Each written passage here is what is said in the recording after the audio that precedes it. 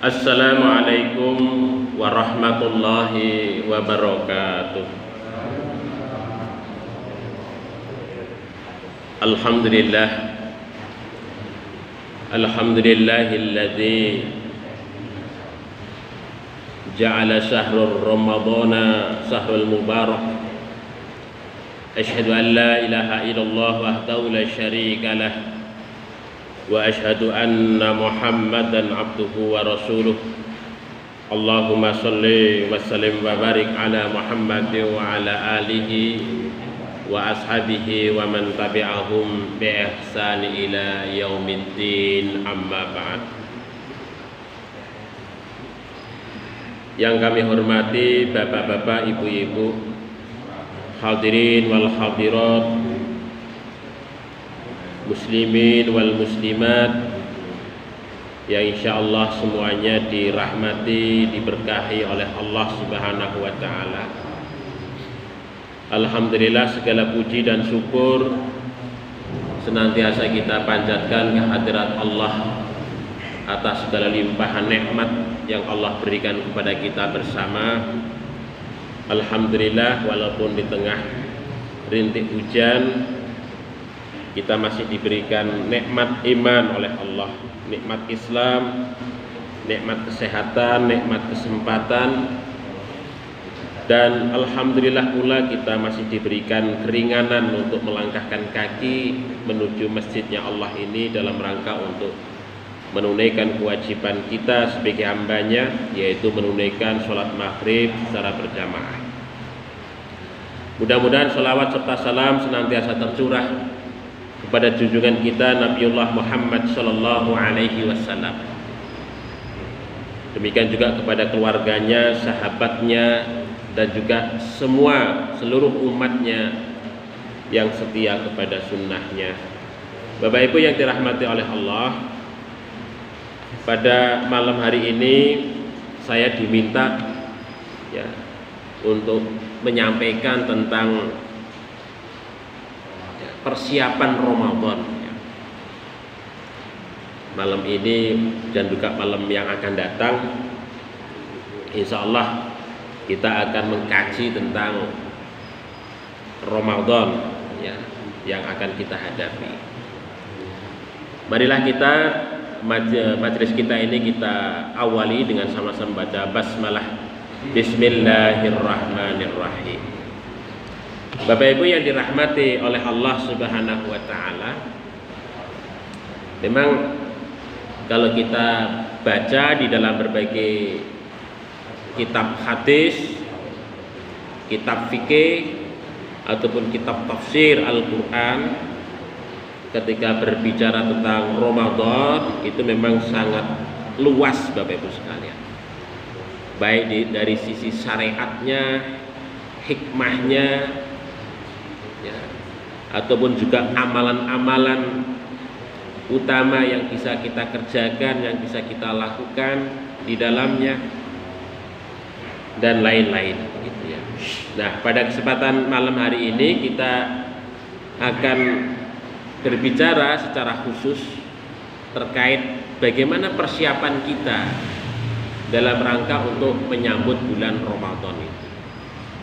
Karena bulan Ramadan adalah bulan yang utama bagi kita semua. Tentu karena keutamaan itulah perlu kita mempersiapkan diri dalam rangka untuk menyambut bulan Ramadan itu dengan berbagai amal, berbagai hal yang perlu kita persiapkan, sehingga kemudian secara rohani ketika kita memasuki bulan Ramadan itu betul-betul siap dengan menjalankan berbagai amaliyah yang ada. Bapak Ibu yang dirahmati oleh Allah, jadi kebiasaan Kanjeng Nabi Muhammad sallallahu alaihi wasallam dan juga para sahabat yang lain ketika menjelang bulan Ramadan Nabi Shallallahu Alaihi Wasallam itu senantiasa memberikan tarhib. Tarhib dari kata rohaba. Rohaba artinya penyambutan bulan Ramadan. Jadi Nabi Shallallahu Alaihi Wasallam memberikan penyambutan bulan Ramadan. Yang salah satu cara yang dilakukan oleh Kanjeng Nabi dalam rangka untuk menyambut kedatangan bulan Ramadan itu adalah dengan mengingatkan para sahabat. Di dalam berbagai khutbah, dengan berbagai ceramahnya, Kanjeng Nabi Shallallahu Alaihi Wasallam sebelum datangnya bulan Ramadan itu mengingatkan para sahabatnya. Ya salah satunya umpamanya di dalam hadis yang diriwayatkan oleh Imam An-Nasai, ya, itu salah satu sabda Kanjeng Nabi Muhammad ketika akan kedatangan bulan Ramadan itu, di mana Nabi Shallallahu Alaihi Wasallam itu bersabda, "Atakum Ramadan syahrum mubarak." Akan datang kepada kalian Ramadan syahrun mubarak, yaitu bulan yang penuh berkah. Faradallahu alaikum siyamahu, yang mana Allah Subhanahu wa taala mewajibkan atas kalian semua untuk melakukan ibadah siam di dalamnya. Tufattahu fihi abwabus sama, di mana langit-langit, pintu-pintu langit itu akan dibuka pada saat di bulan Ramadan itu. Wa tughallaqu fihi abwabul jahim, dan pintu-pintu neraka itu akan dikunci. Wa tughallu fihi maraddatus syayatin, kemudian setan-setan itu pada saat di bulan Ramadan itu akan dibelenggu. Lillahi fihi lailatun khairun min alfi syahr, di mana pada bulan Ramadan itu Allah Subhanahu wa taala memiliki lailatun khairun, satu malam ya yang lebih baik min alfi syahr.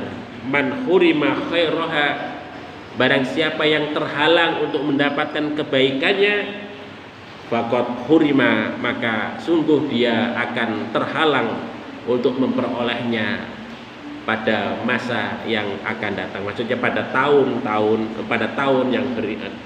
selama 1 tahun, ya, selama satu tahun itu. Bapak Ibu yang dirahmati oleh Allah, ini salah satu sabda Nabi Shallallahu Alaihi Wasallam yang disampaikan oleh para sahabat sebelum kedatangan bulan Ramadan itu, sehingga kemudian para sahabat itu mempersiapkan diri begitu rupa dalam rangka untuk menyambut bulan Ramadan itu. Nah, barangkali teladan yang dapat kita contoh dari apa yang dilakukan oleh Kanjeng Nabi dan juga para sahabat yang lain adalah ya kita mempersiapkan diri sebelum kedatangan Ramadan ini, ya salah satunya umpamanya dengan memperbaiki masjid kita, mempercantik masjid kita, menyiapkan lampu-lampunya, sound sistemnya, dan lain sebagainya. Itu secara fisiknya begitu. Tempat wudhu, ya, karena jamaah tentu berbeda pada saat bulan Ramadan dan di luar bulan Ramadan, begitu. Itu salah satu cara yang bisa kita lakukan, ya, persiapan secara fisik, ya begitu. Lampu-lampu di jalan yang biasanya redup, kita kasih lampu itu. Yang tujuannya apa? Ketika orang berjalan ke masjid itu seneng kok lampunya cerah pada saat bulan Ramadan itu, terang gitu. Nah, itu lampu-lampu di sekitar kita siapkan secara khusus supaya terang di bulan Ramadan. Ketika anak-anak ke masjid itu nggak takut dan lain sebagainya. Nah, itu salah satu persiapan yang bisa kita lakukan. Mungkin juga masjid kita ataupun yang lain bisa dihias dengan lampu hias supaya menarik anak-anak untuk pergi ke masjid dan lain sebagainya. Itu juga bisa jadi begitu di halamannya supaya cantik dan seterusnya. Ya. Kemudian juga umumnya persiapan yang lain, membentuk kepanitiaan, ya, jadwal Ramadan, ya, terkait dengan sholat tarawih, subuhnya, ya, ceramah apa saja, tema-temanya apa saja yang bisa dilakukan, diberikan dan sebagainya. Sampai kemudian Idul Fitri, mempersiapkan kepanitiaan zakat yang dalam rangka untuk menghimpun, mendistribusikan zakat itu nantinya kepada para fakir, miskin dan seterusnya. Nah, inilah persiapan ataupun tarhib, artinya menyambut bulan Ramadan itu dengan penuh kegembiraan, dengan mempersiapkan sedemikian rupa sehingga pada saat bulan Ramadan itu semuanya tertata dengan baik, ya, tertata dengan baik sehingga kemudian jamaah yang datang ke masjid kita itu merasa nyaman, senang, gembira dan seterusnya. Jadi semuanya tertata dengan baik. Ini yang bisa kita contoh dari apa yang dilakukan oleh Kanjeng Nabi dan juga para sahabat yang lain. Kemudian yang kedua adalah memperbanyak ibadah syam atau saum ataupun puasa di bulan Sya'ban. Nah, ini Bapak Ibu sekalian. Terus Kanjeng Nabi Muhammad sallallahu alaihi wasallam itu banyak melakukan ibadah syam selama bulan Sya'ban itu. Dalam banyak hadis itu ya diceritakan, ini salah satu hadis yang diriwayatkan oleh Imam Bukhari dan Muslim ya, dari Siti Aisyah radhiyallahu anha, beliau menyatakan ya, fama ra'aitu Rasulullah sallallahu alaihi wasallam istakmala siyama syahrin illa Ramadan. Tidaklah aku lihat Rasul sallallahu alaihi wasallam itu menyempurnakan puasanya ya, kecuali bulan Ramadan. Wa ma ra'aituhu aktsara siyaman minhu fi Sya'ban. Dan tidaklah aku lihat Rasul sallallahu alaihi wasallam lebih banyak puasanya kecuali pada bulan Sya'ban. Terus pada bulan Sya'ban itu Kanjeng Nabi Muhammad sallallahu alaihi wasallam itu banyak berpuasa ya, dalam rangka untuk mempersiapkan diri secara rohani ya, begitu dalam rangka untuk menyambut bulan Ramadan. Memang para ulama ya terkait dengan mengapa Rasul sallallahu alaihi wasallam itu banyak melakukan puasa di bulan Sya'ban sebelum bulan Ramadan. Saya baca di dalam salah satu kitab yang ditulis oleh Imam Mus'ad Husain Muhammad ya, beliau menulis kitab yaitu Husnul Bayan fi Fadhaili Syahri Sya'ban. Beliau menyatakan bahwa para ulama itu berbeda pendapat terkait dengan banyaknya puasa Kanjeng Nabi Muhammad sallallahu alaihi wasallam di bulan Sya'ban. Yang pertama, menurut beliau bahwa Rasulullah sallallahu alaihi wasallam itu banyak puasa di bulan Sya'ban karena Rasul sallallahu alaihi wasallam itu mengqadha puasa sunnah tanggal 13, 14, 15 tiap bulan. Karena apa? Karena Rasul sallallahu alaihi wasallam itu banyak melakukan perjalanan keluar kota sehingga kemudian Rasul sallallahu alaihi wasallam kadang banyak meninggalkan puasa sunnah tanggal 13, 14, 15 itu sehingga pada bulan Sya'ban itu Rasulullah Shallallahu Alaihi Wasallam mengqadha puasa itu di bulan Sya'ban. Ini satu pendapat begitu. Kemudian pendapat yang kedua, ya, para istri Nabi Shallallahu Alaihi Wasallam itu biasanya mengqadha puasa Ramadan itu dengan mengakhirkan di bulan Sya'ban. Nah itu. Jadi para istri Kanjeng Nabi Muhammad Shallallahu Alaihi Wasallam menikah mengqadha puasanya itu di bulan Sya'ban. Nah begitu. Sehingga kemudian Kanjeng Nabi Muhammad Shallallahu Alaihi Wasallam ketika istrinya itu berpuasa mengqadha puasa Ramadan di bulan Sya'ban itu, Kanjeng Nabi Muhammad Shallallahu Alaihi Wasallam menemani istrinya itu ketika berpuasa. Nah, ngoten Bapak Ibu sekalian. Terus kalau Kanjeng Nabi itu melihat istrinya kok mau mengkodok puasa Ramadannya itu tadi, Kanjeng Nabi itu menemani puasa. Begitu. Kira-kira umpamanya kalau ditangleti, wahai Aisyah, apakah kamu besok mau mengkodok puasamu? Ya, wahai Nabi, maka aku pun juga akan ikut puasa. Nah, begitu. Jadi menemani. Nah, menemani itu kebiasaan Kanjeng Nabi Muhammad Shallallahu Alaihi Wasallam. Kemudian pendapat yang ketiga, Bapak Ibu sekalian, pendapat ketiga bahwa Kanjeng Nabi Muhammad Shallallahu Alaihi Wasallam itu banyak berpuasa di bulan Sya'ban itu karena apa? Karena bulan Sya'ban itu adalah bulan yang banyak dilalaikan oleh umat manusia. Karena sebelumnya itu ada bulan Rajab, bulan haram. Kemudian setelah bulan Sya'ban itu bulan Ramadan.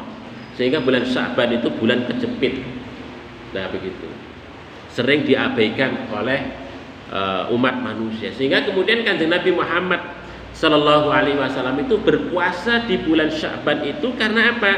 Walaupun bulan itu kejepit antara bulan haram dan bulan Ramadan, tapi bulan Sya'ban itu ada keutamaan. Ini dalam hadis yang diriwayatkan oleh sahabat Usamah bin Zaid, ya, itu diceritakan bahwa Usamah itu ngeten niki, ya Rasulullah, lam aro tasumu min syahrin minasyuhuri matasumu Sya'ban. Wahai Rasulullah, aku tidak pernah melihat engkau berpuasa, ya. Engkau berpuasa di bulan-bulan lain selain daripada bulan Sya'ban. Kemudian Kanjeng Nabi bersabda, qala zaka syahrun yakfalu nasu anhu bainar Rajab war Ramadan. Yang namanya bulan Sya'ban itu adalah bulan yang sering dilalaikan oleh umat manusia karena bulan ini terletak antara bulan Rajab dan bulan Ramadan, kata Nabi. Kemudian wahwa syahrun, dan bulan Rajab itu adalah bulan turfa'u fihil a'mal, yang mana amal-amal manusia itu akan diangkat ila Rabbil Alamin, kepada Allah Subhanahu wa Ta'ala. Wa uhibbu, kata Nabi, dan aku senang, ya, wa uhibbu, dan aku senang ayurfa'a amali, di mana amalku itu diangkat kepada Allah Subhanahu wa Ta'ala, wa ana shaim, sementara aku dalam keadaan puasa. Terus menurut hadis menika bahwa pada saat bulan Sya'ban menika amal manusia itu diangkat, ya, dilaporkan oleh para malaikat secara tahunan kepada Allah Subhanahu wa Ta'ala. Nah, begitu. Dan Kanjeng Nabi itu senang ketika amalnya itu diangkat, dilaporkan kepada Allah Subhanahu wa Ta'ala, sementara dia itu dalam keadaan berpuasa. Nah, gitu. Ini salah satu cerita yang diriwayatkan oleh sahabat Usamah bin Zaid, Bapak Ibu sekalian. Oleh sebab itu maka Kanjeng Nabi mengapa kok banyak melakukan puasa pada saat di bulan Sya'ban? Karena keutamaannya itu tadi, yaitu amal manusia diangkat, dilaporkan oleh malaikat kepada Allah Subhanahu wa Ta'ala. Memang kalau kita lihat di dalam salah satu hadis, ya, salah satu hadis yang diceritakan bahwa ketika malaikat itu melaporkan amal manusia, sementara manusia itu dalam keadaan taat, maka malaikat itu cerita kepada Allah, wahai Allah, saya itu tadi melihat si fulan ini begitu taatnya, ta'abudnya, takarubnya, ibadahnya begitu rupa kepada Anda. Begitu. Tetapi sebaliknya, ketika malaikat itu melihat terakhir kali manusia itu sebelum melaporkan amal kepada Allah Subhanahu wa Ta'ala dalam keadaan maksiat, maka malaikat pun cerita, wahai Allah, saya melihat hambamu ini kok banyak maksiat kepadamu. Nah, begitu. Terus oleh sebab itu maka di bulan Sya'ban itu Kanjeng Nabi Muhammad Shallallahu Alaihi Wasallam itu banyak melakukan siap puasa begitu ya. Karena faktor keutamaan puasa di bulan Sya'ban menika. Bapak Ibu yang dirahmati oleh Allah Subhanahu wa taala, hanya saja ada satu Bapak Ibu sekalian, satu yang mungkin perlu kita perhatikan sekali. Nah, kalau sekiranya kok kita itu tidak biasa berpuasa di bulan Sya'ban, kemudian mendekati akhir di bulan Sya'ban kita puasa, sehari, 2 hari ataupun 3 hari sebelum bulan Ramadan kok kita puasa di bulan Sya'ban, itu malah boten angsal, nggak boleh begitu. Dan terus kalau kita itu nggak biasa puasa sebelumnya, tiba-tiba mau mendekati Ramadan, sehari 2 hari mau mendekati Ramadan kok puasa di bulan Sya'ban niku boten angsal. Tetapi kalau kita sudah biasa puasa begitu, maka itu bisa diteruskan, nggak apa-apa begitu. Nah, ini ada hadisnya yang diriwayatkan oleh Imam Muslim dan Imam Bukhari begitu ya. Terus la taqaddamu Ramadan bi shaumi yaumin wala yaumain illa rajulun kana yasumu sauman falyasum. Jadi tidak boleh seseorang itu mendahului puasa sehari 2 hari sebelum Ramadan itu, kecuali seseorang atau dia itu telah terbiasa untuk melakukan puasa itu di bulan Sya'ban. Ini yang perlu untuk kita perhatikan begitu ya.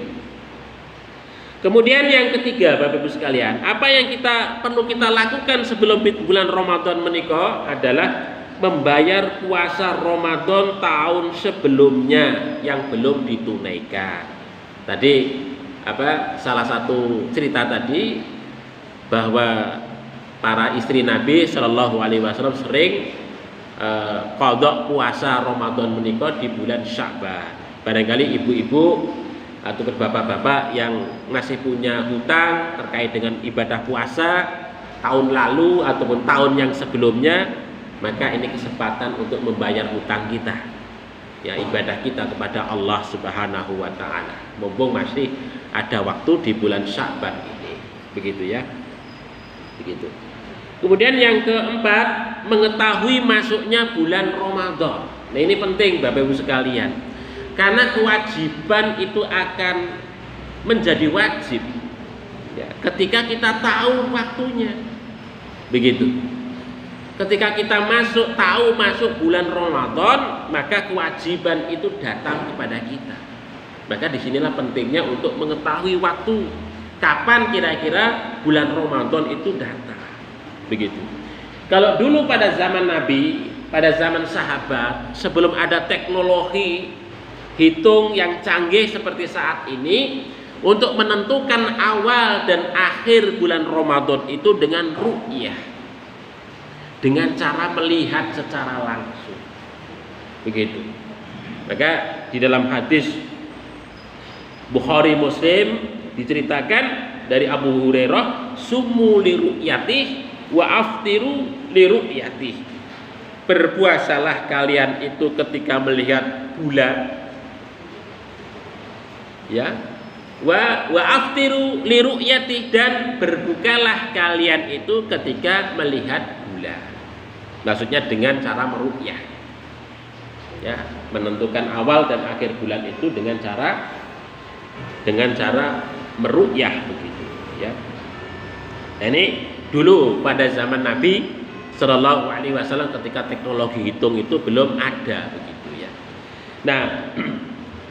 Nah, hadis ini menurut sebagian ulama, hadis tentang ru'yah menika yang digunakan dalam kaitannya dengan menentukan awal dan akhir bulan Ramadan menika, menurut sebagian ulama adalah hadis yang berilat.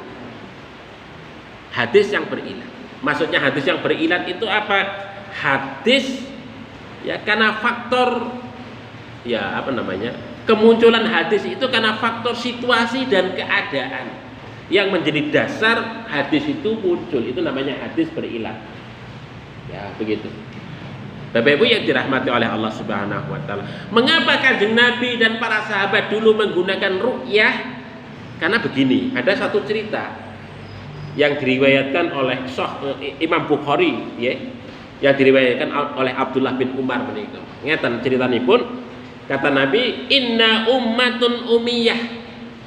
Sesungguhnya kita ini umat Islam pada zaman itu, pada zaman Nabi adalah ummatun umiyah, umat yang umi. Maksudnya apa umat yang umi itu? La naktubu wa la nahsibu. Kami tidak bisa menulis wala nahsibu ya. Dan kami juga tidak bisa menghitung. Nah itu Kanjeng Nabi mengutarakan begitu. Jadi umatipun Kanjeng Nabi atau pada zaman Nabi itu pada umumnya orang iso nulis. Pertama, yang kedua tidak bisa menghitung. Itu kata Nabi. Sehingga kemudian kata Nabi nyata niki asyahru hakada wa hakada. Jadi terus kata Nabi menika asyahru hakada wa hakada. Terus yang pertama hitungannya adalah 30, 1 2 3. 30. Yang kedua wa hakada 1 2 3. 29. Jadi bilangan bulan itu kadang-kadang 30, kadang-kadang 29. Nah, ngoten niku. Itu kata Kanjeng Nabi Muhammad sallallahu alaihi wasallam. Maka karena begini, karena Kanjeng Nabi Muhammad sallallahu alaihi wasallam itu melihat dengan cara menentukan awal bulan itu dengan cara melihat begitu. Maka kalau dia itu tidak melihat, maka kemudian digenapkan menjadi 30 hari begitu. Ketika bisa melihat, maka ya 29 hari. Itu apa yang dilakukan oleh Kanjeng Nabi Muhammad dan juga para sahabat ngoten niku Bapak Ibu sekalian. Terus hadis ru'yah, tentang meru'yah menika karena faktor kondisi masyarakat pada zaman Nabi menika memang tidak bisa menghitung. Ya, sehingga ya wajar kalau kemudian Kanjeng Nabi Muhammad Shallallahu alaihi wasallam itu menggunakan model untuk menentukan awal dan akhir bulan itu dengan cara yang sangat praktis itu tadi, dengan cara melihat. Wong ora iso ngitung, ya udah kita melihat saja. Begitu. Tetapi seiring dengan perkembangan zaman, situasi dan keadaan yang sudah berubah, maka kemudian teknologi ada muncul, maka perhitungan itulah digunakan, yang dikenal dengan ilmu hisab. Karena apa? Karena menurut Al-Quran, nah niki Bapak Ibu sekalian, datuk semangat Al-Quran menika hisab. Semangat Al-Quran adalah hisab. Kalau kita baca dalam surat Yunus ayat 5 atau dalam surat Yasin ayat 38 sampai 40 itu bercerita terkait dengan masalah hisab. Gitu. Jadi kalau pada dengan maos surat Yasin ayat 38 sampai 40 itu ayat hisab. Ya. Ayat hisab. Jadi menceritakan tentang manzilah-manzilah kedudukan matahari, bulan dan lain sebagainya di bumi, yang itu bisa digunakan dalam rangka untuk menentukan bilangan tahun. Dalam surat Yunus ayat 5 itu juga sama. Ya, dalam surat Yunus ayat 5 juga sama, yaitu bercerita tentang matahari, bulan yang itu dapat digunakan dalam rangka untuk menentukan bilangan tahun ataupun bulan itu sendiri. Nah itu. Terus kalau semangat Al-Qur'an itu adalah hisab. Hanya saja karena faktor kondisi masyarakat pada zaman Nabi itu tidak bisa ngitung, maka kemudian Kanjeng Nabi Muhammad SAW menggunakan melihat begitu ya. Oleh sebab itu maka pemberlakuan ayat Al-Quran surat Yunus ayat 5 dan juga surat Yasin ayat 38 dan sampai 40 menikah itu adalah menunggu kesiapan masyarakat muslim di dalam menggunakan instrumen teknologi berupa garis edar matahari, bulan dan juga bumi menikah, sehingga kemudian diketahui bilangan tahun ataupun bilangan bulan itu. Nah itu. Nah disinilah Bapak Ibu yang dirahmati oleh Allah Subhanahu Wa Taala. Maka dalam kondisi yang demikian itu, maka Muhammadiyah itu kan menggunakan perhitungan hisab, tidak menggunakan ru'yah, begitu. Jadi menggunakan perhitungan hisab, tidak menggunakan perhitungan ru'yah. Karena apa? Karena umat Islam sudah memiliki kemampuan teknologi yang baik.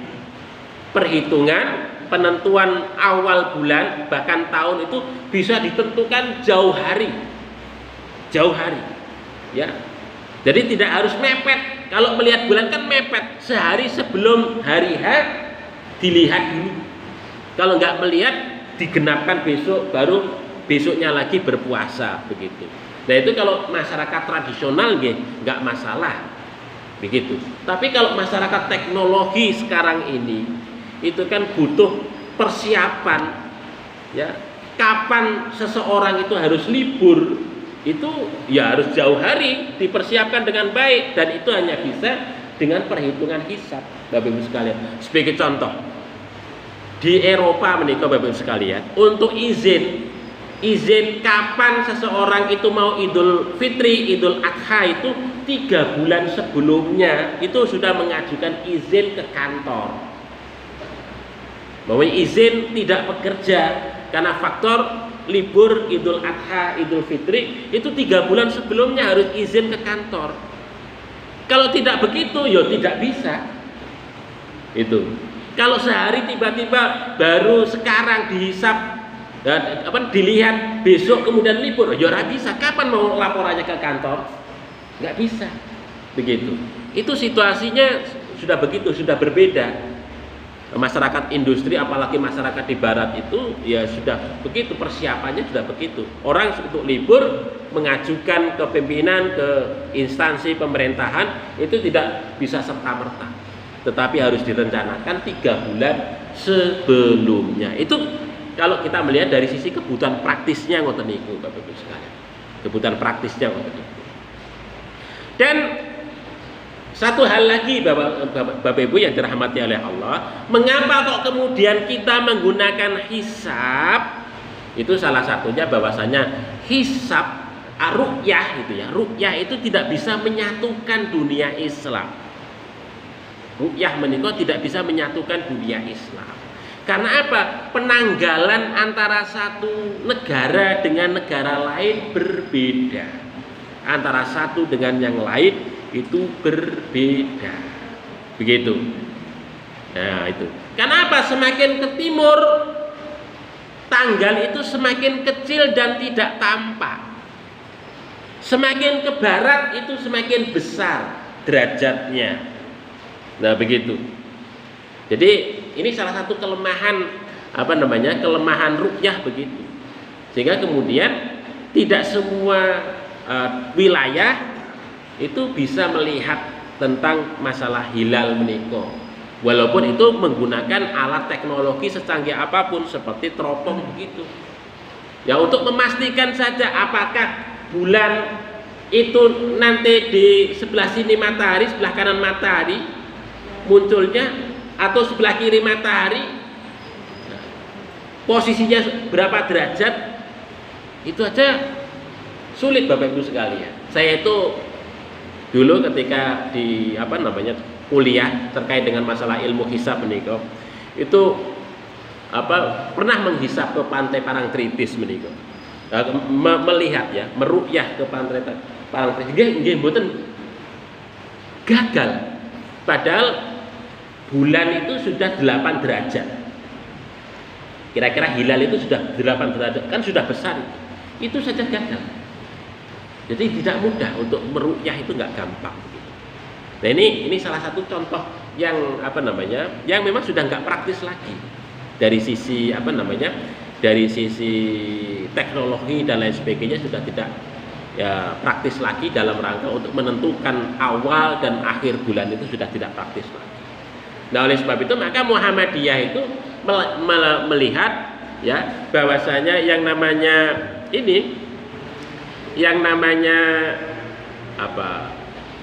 menentukan hari tanggal itu bukan sesuatu yang sifatnya ta'abudi, tapi sifatnya ta'akuli ataupun instrumental. Dan terus kalau masalah instrumental itu adalah wilayahnya adalah muamalah. Nah itu kalau muamalah menika itu adalah bisa berkembang seiring dengan perkembangan zaman. Begitu. Berbeda umpamanya paradigmanya kalau kemudian ru'yah atau menentukan awal dan akhir bulan itu ta'abudi, ngibadah. Nah begitu. Kalau ngibadah itu tidak bisa berkembang.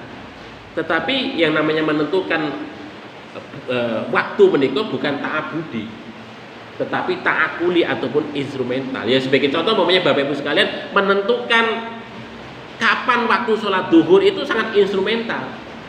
Tapi ibadahnya itu sholat duhurnya, bukan menentukan kapan awal sholat duhur, akhir sholat duhur, itu bukan ibadah. Demikian juga ketika menentukan kapan Ramadan itu diawali dan diakhiri, itu bukan ibadah. Tapi yang ibadah itu adalah terkait dengan puasanya itu sendiri, puasa Ramadan. Nah ini paradigma yang digunakan oleh Muhammadiyah itu, dan oleh sebab itu maka Muhammadiyah mengapa kok tidak menggunakan ru'yah tapi menggunakan hisab. Nah begitu karena alasannya salah satunya begitu. Jadi hisab menika atau penentuan awal dan akhir bulan itu adalah instrumental, atau dalam bahasa agamanya itu disebut dengan ta'akuli, persoalan muamalah, bukan persoalan ngibadah. Begitu. Sehingga karena persoalan muamalah itu maka berkembang seiring dengan perkembangan teknologi yang ada. Maka teknologi yang terbaik itulah yang digunakan ya dalam rangka untuk menentukan akurasi waktu yang kita gunakan itu dalam rangka dalam kaitannya dengan persoalan ibadah. Nah ini Bapak Ibu sekalian terkait dengan masalah mengetahui masuknya bulan Ramadan. Kemudian yang kedua adalah mengetahui ketentuan kewajiban puasa. Nah ini yang paling penting ini Bapak Ibu sekalian. Terus terkait dengan masalah kewajiban puasa, syariat ini perlu untuk kita ketahui bagaimana sesungguhnya puasa itu. Apa itu yang namanya puasa dan sebagainya, ini penting untuk kita ketahui. Sehingga kemudian ketika kita menjalankan ibadah puasa menika betul-betul kita memahami aspek syariat ini sehingga kita bisa memahaminya dengan baik begitu.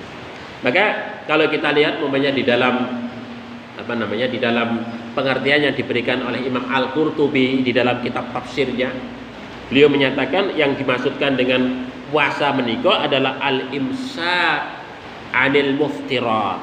Ya, al-imsak yaitu menahan diri, al-imsak anil muftirat, dari segala sesuatu yang membatalkan. Ya, ma'aktironin niyati bihi, dengan disertai dengan niat min tulu'il fajri ila ghurubis syams, dari terbitnya fajar ila ghurubis syams, sampai kemudian waktu maghrib atau tenggelamnya matahari. Wa tamamuhu wa kamaluhu, sementara untuk kesempurnaan puasa itu adalah bijtinabil mahturo, dengan menjauhi segala sesuatu yang diharamkan oleh Allah Subhanahu wa taala, dan wa adamil wuqu'i fil muharramat, dan tidak sampai terjatuh kepada sesuatu yang memang diharamkan oleh Allah Subhanahu wa taala. Nah ini definisi yang dikemukakan oleh Imam Al-Qurtubi di dalam tafsirnya Jami'ul Bayan fi Tafsiril Quran, ngoten niku terkait dengan masalah ibadah puasa. Terus yang pertama adalah al-imsaku anil muftirat. Yang membatalkan puasa itu apa? Yaitu makan dan minum. Itu yang utama. Terus yang namanya puasa itu adalah mengekang makan dan minum. Dua faktor begitu. Ya, makan dan minum. Kita berhenti dari makan dan minum dari mulai terbit fajar hingga sampai terbenamnya matahari. Nah ini begitu. Nah bagaimana umpamanya dengan saat ini kan kita musim vaksin gitu Bapak. Bagaimana dengan vaksin yang dilakukan pada saat di bulan Ramadan? Nah ini menurut Majelis Tarjih Muhammadiyah, kalau Bapak Ibu vaksin pada hari di bulan pada siang harinya di bulan Ramadan itu tidak membatalkan puasa. Karena orang yang vaksin ataupun vaksin itu tidak dianggap sebagai makan dan minum. Ya, tidak dianggap sebagai makan dan minum. Mengapa? Karena satu, tidak melalui rongga makanan. Ya, tidak melalui rongga makanan. Yang kedua, vaksin itu tidak menguatkan badan, memberikan energi untuk seseorang itu ya seperti makan dan minum. Begitu, sehingga kemudian tidak dianggap membatalkan puasa. Oleh sebab itu kalau seandainya kok Bapak Ibu pada saat di bulan Ramadan vaksin, nggak apa-apa, karena itu tidak dianggap sebagai makanan. Boleh untuk seseorang itu untuk kemudian melakukan itu. Ini menurut keputusan Majelis Tarjih Muhammadiyah begitu, Bapak Ibu sekalian. Kemudian yang kedua adalah segala sesuatu yang membatalkan itu adalah meninggalkan hubungan suami istri, hubungan badan suami istri pada siang hari. Nah itu juga salah satu membatalkan, dan itu termasuk hal yang diharamkan, begitu ya, yang tidak diperkenankan. Nah, bagi seseorang yang sampai melakukan itu, maka dia harus satu, dia itu berdosa, harus mengkodok puasanya, dan kemudian membayar kafarot. Begitu. Kafarotnya cukup berat menika. Nggih menika berpuasa 2 bulan berturut-turut, memerdekakan budak. Yang pertama. Kemudian yang kedua, berpuasa 2 bulan berturut-turut. Yang ketiga, kalau tidak mampu lagi, memberi makan fakir miskin sebanyak 60 orang. Itu kafarotnya. Bagi seseorang yang kemudian pada saat di bulan Ramadan itu melakukan hubungan badan suami istri pada saat siang hari, begitu. Nah itu Bapak Ibu sekalian ya. Kemudian yang ketiga adalah mengetahui masuknya waktu fajar dan maghrib. Nah ini juga penting Bapak Ibu sekalian. Kapan waktu maghrib menika, kapan waktu fajar. Kalau zaman dulu karena melihat menika, maka waktu maghrib menika ketika matahari menika sudah tenggelam secara penuh ke ufuk, itu namanya maghrib. Kalau mataharinya masih kelihatan, itu belum maghrib. Harus tenggelam secara sempurna di ufuk barat, itu maghrib, masuk waktu maghrib. Nah begitu, itu tandanya pun. Makanya Bapak Ibu sekalian, terkait dengan waktu maghrib, jangan sampai kok keliru Bapak Ibu sekalian. Wah ini kira-kira wis maghrib kok makan aja lah, nggak apa-apa. Jadi batal puasanya Bapak Ibu sekalian. Jadi batal. Itu. Karena kita keliru dalam menentukan waktu menikah. Jadi kita pastikan secara yakin bahwa pada saat waktu maghrib itu betul-betul sudah maghrib betul. Sudah maghrib betul, begitu. Yaitu masuk di ufuk barat. Nah kalau sekarang Bapak Ibu sekalian ya sudah gampang dengan hisab menika, dihisab. Itu kan biasanya PP Muhammadiyah sudah mengeluarkan jadwal terkait kapan maghrib itu tiba, itu sudah ada, itu berdasarkan kota masing-masing, itu sudah ditentukan menika. Itu bisa kita lihat itu ya pada saat maghrib, sehingga kita tidak salah keliru. Kalau kita keliru maka puasa kita batal ya, kekeliruan dalam menentukan ini. Nah ini kemudian yang kedua, fajar ya, fajar. Nah fajar menikah Bapak Ibu pandanipun kalau zaman dahulu itu ini kayak benang putih seleret dari arah utara ke selatan. Nah ini yang namanya fajar sodik. Kalau sudah di ufuk timur menika ada benang putih ngintip-ngintip dari arah utara ke selatan, nah ini namanya fajar beneran, yang disebut dengan fajar sodik. Tapi kalau nyeleretnya seperti ke atas, jadi putih kuning ke atas, Itu bukan fajar Bapak Ibu sekalian. Itu biasanya gugus bintang Bima Sakti atau apa begitu ya. Itu sok sering tertipu orang. Jadi ke atas, naik ke atas itu bukan fajar. Walaupun kayaknya kok kuning putih begitu. Ke atas bukan fajar. Yang fajar itu dari arah utara ke selatan. Kayak benang putih menikah. Nah itu. Nah kalau yang ke atas menikah disebut dengan fajar kadzib, fajar yang ngapusi. Ya yang sering orang itu tertipu. Tapi kalau fajar shodiq yang benar itu celaret putih itu nanti semakin membesar. Ya, rata dari langit dari ujung ke ujung itu merata. Begitu. Itu namanya fajar shodiq begitu. Nah, dalam perhitungan astronomi Bapak Ibu sekalian, waktu fajar menikah kalau Muhammadiyah menentukannya 18 derajat di bawah ufuk. Ketika matahari itu 18 derajat di bawah ufuk, maka fajar itu terjadi. Kalau sebelumnya kan 20 derajat di bawah ufuk. Ya. Tapi semenjak tahun kemarin Muhammadiyah sudah menentukan waktu subuh menikah diajukan. Dimundurkan atau diajukan ya? Itu kira-kira 8 menit begitu.